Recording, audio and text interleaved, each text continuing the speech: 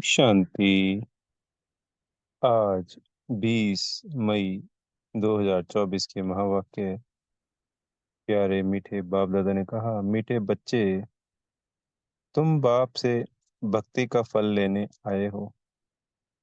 जिन्होंने जास्ती भक्ति की होगी वही ज्ञान में आगे जाएंगे। प्रश्न है, कलयुगी राजाई में किन दो चीजों की जरूरत रहती है जो सतयुगी राजाई में नहीं होगी? उत्तर है, कलयुगी राजाई में एक वजीर और दूसरा गुरु की जरूरत रहती है। सतयुग में ये दोनों ही नहीं होंगे। वहां किसी की राय लेने की दरकार नहीं, क्योंकि सतयुगी राजाई संगम पर बाप की श्रीमत से स्थापन होती है। ऐसी श्रीमत मिलती है जो 21 पीढ़ी तक चलती है और सब सदगति में है, इसलिए गुरु की भी दरकार नहीं है। ओम शांति। ओम शांति का अर्थ क्या है? स्वधर्म में बैठो या अपने को आत्मा समझ बैठो तो शांत में बैठेंगे। इसको कहा जाता है स्वधर्म में बैठना। भगवान उवाच, स्वधर्म में बैठो। अभी तुम्हें बेहद का बाप बेहद की पढ़ाई पढ़ाते हैं, क्योंकि बाप बेहद का सुख देने वाला है। पढ़ाई से सुख मिलता है ना। अब बाप कहते हैं, अपने को आत्मा समझ बैठो। बेहद का बाप आया है तुमको हीरे जैसा बनाने। हीरे जैसे देवी देवता ही होते हैं। वह कब बनते हैं? इतने उच्च पुरुषोत्तम कैसे बने, यह कोई भी बता ना सके सिवाय बाप के। प्रजापिता ब्रह्मा के बच्चे तुम ब्राह्मण ठहरे, फिर तुमको देवता बनना है। ब्राह्मणों की होती है चोटी, तुम शूद्र से ब्राह्मण बने हो। तुम प्रजापिता ब्रह्मा के मुख वंशावली हो, कुख वंशावली तो नहीं हो। कलयुगी सब हैं कुख वंशावली। साधु संत ऋषि मुनि आदि सब द्वापर से लेकर कुख वंशावली बने हैं। अभी सिर्फ तुम प्रजापिता ब्रह्मा कुमार कुमारियां ही मुख वंशावली बने हो। यह है तुम्हारा सर्वोत्तम कुल, देवताओं से भी उत्तम, क्योंकि तुमको पढ़ाने वाला, मनुष्य से देवता बनाने वाला बाप आया है। बच्चों को बैठ समझाते हैं, क्योंकि भक्ति मार्ग वाले यहाँ आते ही नहीं हैं। यहाँ आते हैं ज्ञान मार्ग वाले। तुम आते हो बेहद के बाप से भक्ति का फल लेने। अब भक्ति का फल कौन लेंगे? जिसने सबसे जास्ती भक्ति की होगी वही पत्थर बुद्धि से पारस बुद्धि बनते हैं। वही आकर ज्ञान लेंगे, क्योंकि भक्ति का फल भगवान को ही आकर देना है। यह अच्छी रीति समझने की बातें। अभी तुम कलयुगी से सतयुगी, विकारी से निर्विकारी बनते हो अथवा पुरुषोत्तम बनते हो। तुम आए हो ऐसा लक्ष्मी नारायण जैसा बनने के लिए। यह भगवान भगवती है तो जरूर इन्हों को भगवान ही पढ़ाएंगे। भगवानो वाच। परंतु भगवान किसको कहा जाता है? भगवान तो एक होता है। भगवान कोई सैकड़ों हजारों नहीं होते हैं। मिट्टी पत्थर में नहीं होते हैं। बाप को ना जानने के कारण भारत कितना कंगाल बन पड़ा है। अब बच्चे जानते हैं, भारत में इनकी राजधानी थी, किनकी? लक्ष्मी नारायण की। इन्हों के बाल बच्चे आदि जो भी थे राजधानी के मालिक थे। तुम यहाँ आए ही हो राजधानी के मालिक बनने के लिए। यह अभी तो नहीं है ना। भारत में इन्हों का राज्य था। बच्चों को समझाया जाता है जब इन देवी देवताओं की राजधानी थी, सूर्यवंशी और चंद्रवंशी थे, तब और कोई धर्म नहीं था। इस समय फिर और सब धर्म हैं। यह धर्म नहीं। यह जो फाउंडेशन है, जिसको थुर कहा जाता है, इस समय मनुष्य सृष्टि रूपी झाड़ का थुर सारा सड़ गया है। बाकी सब खड़े हैं। अब उन सब की आयु पूरी होती है। यह मनुष्य सृष्टि रूपी वैरायटी झाड़ है। भिन्न नाम रूप देश काल अनेक अनेक है ना। कितना बड़ा झाड़ है। बाप समझाते हैं, कल्प कल्प यह झाड़ जड़ जड़ी भूत तमो प्रधान हो जाता है, तब फिर मैं आता हूँ। तुम मुझे पुकारते हो, बाबा आओ, हम पतितों को आकर पावन बनाओ। हे पतित पावन कहते हैं तो निराकार बाप ही याद आता है। सकारी तो कभी याद नहीं आएगा। पतित पावन सदगति दाता है ही एक। जब सतयुग था तो तुम्हारी सदगति थी। अभी तुम पुरुषोत्तम संगम युग पर बैठे हो। बाकी और सब कलयुग में है। तुम हो पुरुषोत्तम संगम युग पर। उत्तम ते उत्तम पुरुष वह ऊंच से ऊंच गाया जाता है। एक भगवान।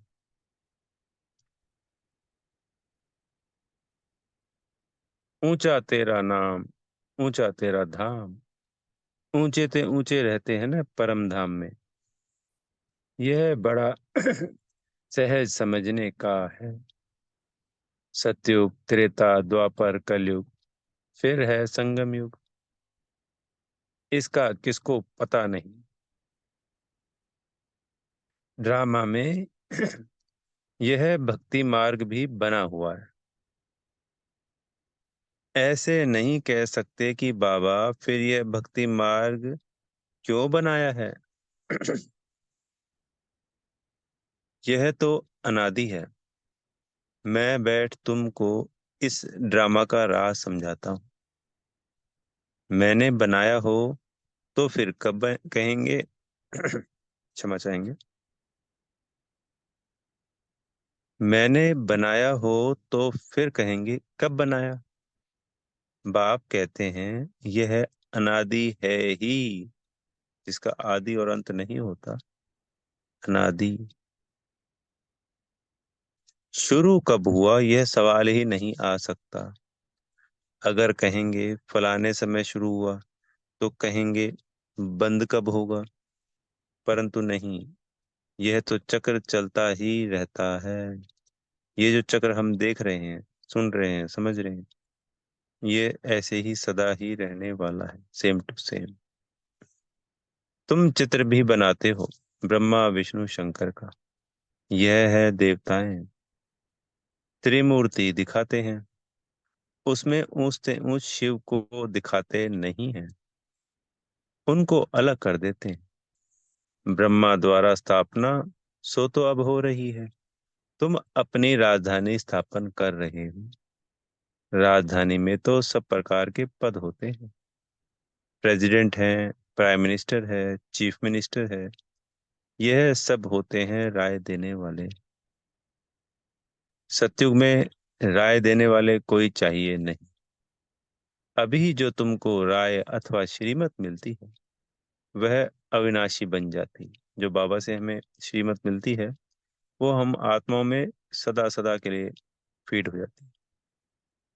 सतयुग में वो पूर्ण रूप से रहती है, पर कलयुग अंत तक आते आते उसके सिर्फ कुछ अंश ही बाकी रह जाते हैं।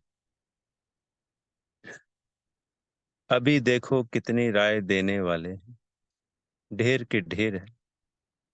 पैसे खर्च कर मिनिस्टर आदि बनते हैं राय देने के लिए। खुद गवर्नमेंट भी कहती है ये करप्टिव हैं, बहुत खाते हैं। यह तो है ही कलयुग। वहां तो ऐसे होते नहीं।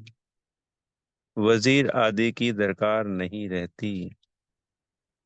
यह मत 21 जन्म चलती है, तुम्हारी सदगति हो जाती है। वहां तो गुरु की भी दरकार नहीं रहती। सतयुग में ना गुरु ना वजीर रहता है। अभी तुमको श्रीमत मिलती है, अविनाशी 21 पीढ़ी के लिए। 21 बुढ़ापे के लिए। बूढ़ा बनकर फिर शरीर छोड़ जाए बच्चा बनेंगे। जैसे सर्प एक खाल छोड़ फिर दूसरी लेते। बाप समझाते हैं, मीठे मीठे बच्चों, तुम ब्राह्मण ब्राह्मणियां हो। ग्रंथ में भी पढ़ते सुनते तो सब है। मूत पलीती कपड़ धोए। भगवान को बुलाते हैं आकर मूत पलीती कपड़ा। हम आत्माओं का धुलाई करो। हम सब आत्माओं के बाबा आकर हमारा कपड़ा साफ करो। शरीर तो नहीं धोना है, आत्माओं को धोना है। क्योंकि आत्मा ही पतित बनी है। पतित आत्माओं को आकर पावन बनाओ। तो बाप बच्चों को समझाते हैं, मीठे मीठे बच्चों, मुझे यहाँ आना पड़ता है। मैं ही ज्ञान का सागर हूँ, पवित्रता का सागर हूँ। तुम बेहद के बाप से बेहद का वर्षा लेते हो। हद के बाप से हद का वर्षा मिलता है।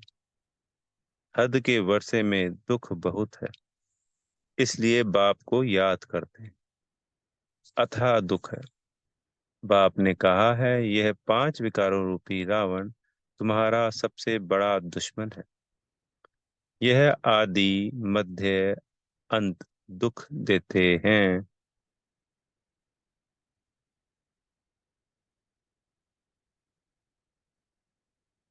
हे मीठे बच्चों, अगर इस जन्म में ब्राह्मण बनकर काम पर जीत पहनी तो जगत जीत बनेंगे।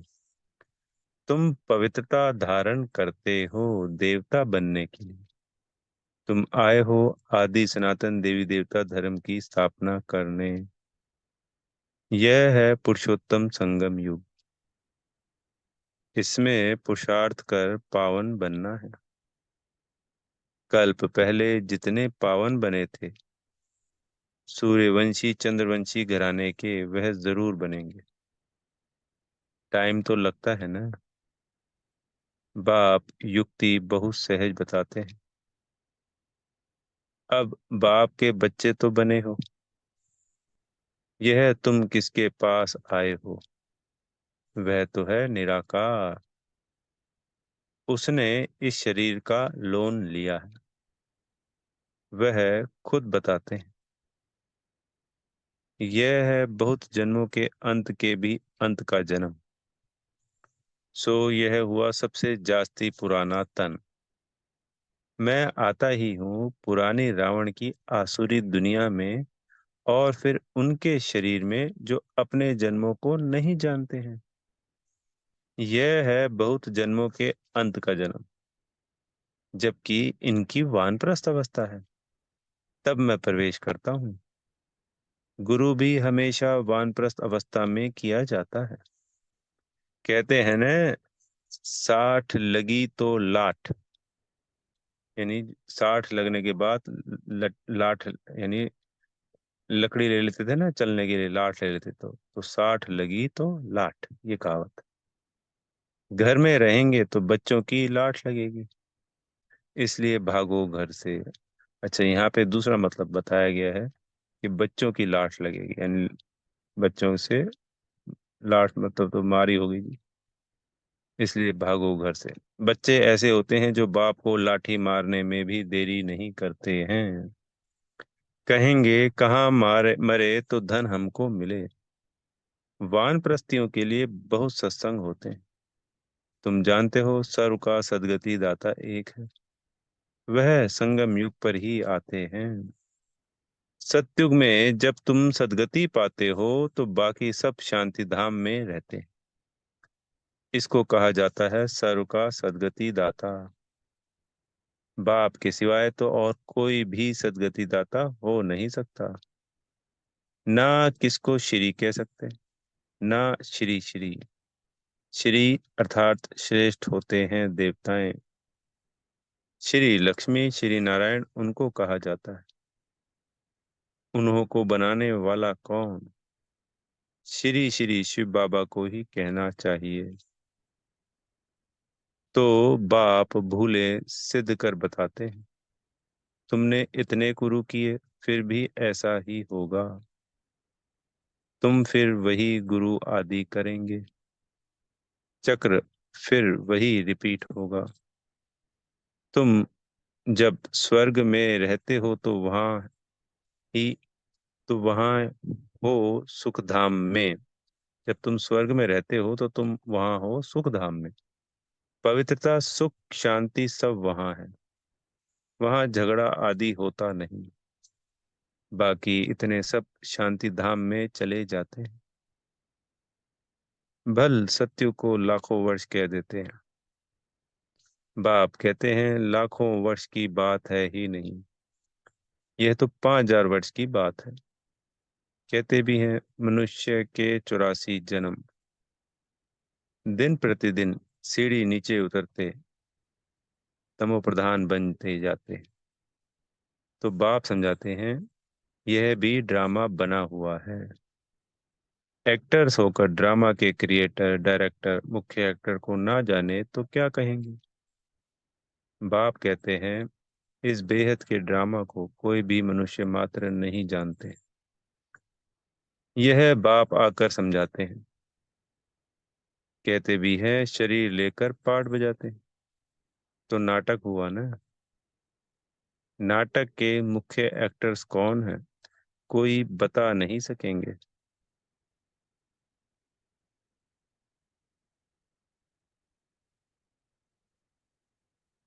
अभी तुम बच्चे जानते हो यह बेहद का ड्रामा कैसे जो मिसल चलता है। टिक टिक होती रहती।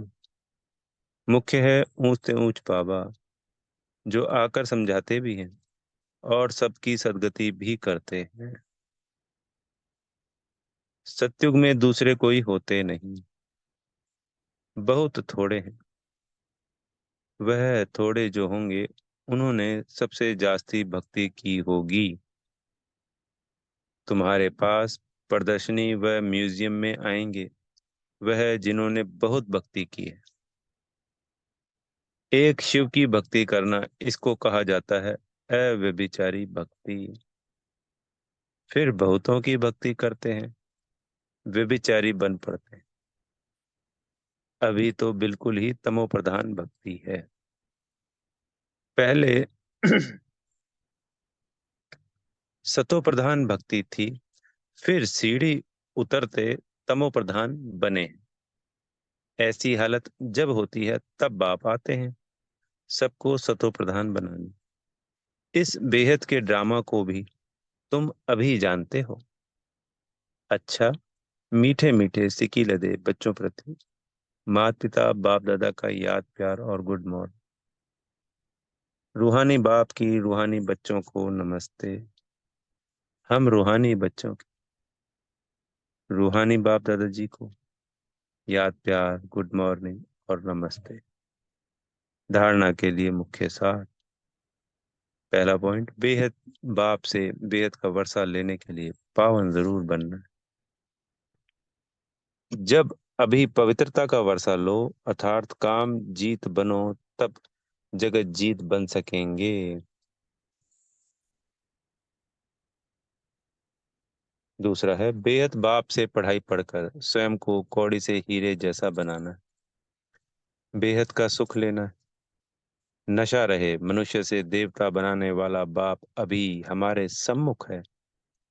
अभी है हमारा यह सर्वोत्तम ब्राह्मण कुल। सदगुरु जी से वरदान मिल रहा है स्वयं में समाएंगे ज्ञान संपन्न दाता बन, सर्व आत्माओं के प्रति शुभ चिंतक बनने वाले श्रेष्ठ सेवाधारी भव।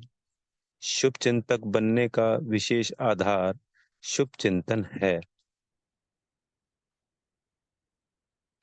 जो व्यर्थ चिंतन व पर चिंतन करते हैं वह शुभ चिंतक नहीं बन सकते।